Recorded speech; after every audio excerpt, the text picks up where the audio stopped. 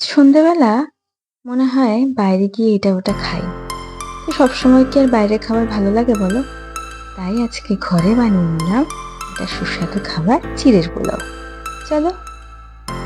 পোলাও বানাতে লাগছে কারি পাতা, কুচনো লঙ্কা, কুচনো আদা, তারপরে কিছু বাদাম, আর রেখেছি এখানে ধনেপাতা কুচনো। প্রথমে আমি চিড়েটাকে ভালো করে ধুয়ে জলটা ঝরিয়ে নিলাম। এরপর কড়াইটা বসিয়ে কড়াইটা গরম হয়ে গেলে তারপরে বাদামগুলো একটু ভেজে নেব, শুকনো কড়াইতে ভেজে নেব।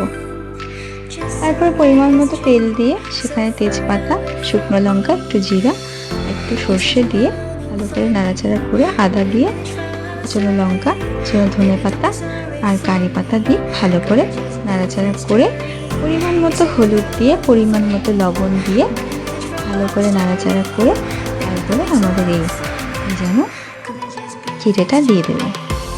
তারপরে পরিমাণ মতো একটু চিনি দিলাম, সেটা স্কিপ করতে পারো তারা খাবে না। তারপরে বাদামটা দিয়ে নাড়াচাড়া করে পরিবেশন করলে আমাদের চিড়ের পোলাও।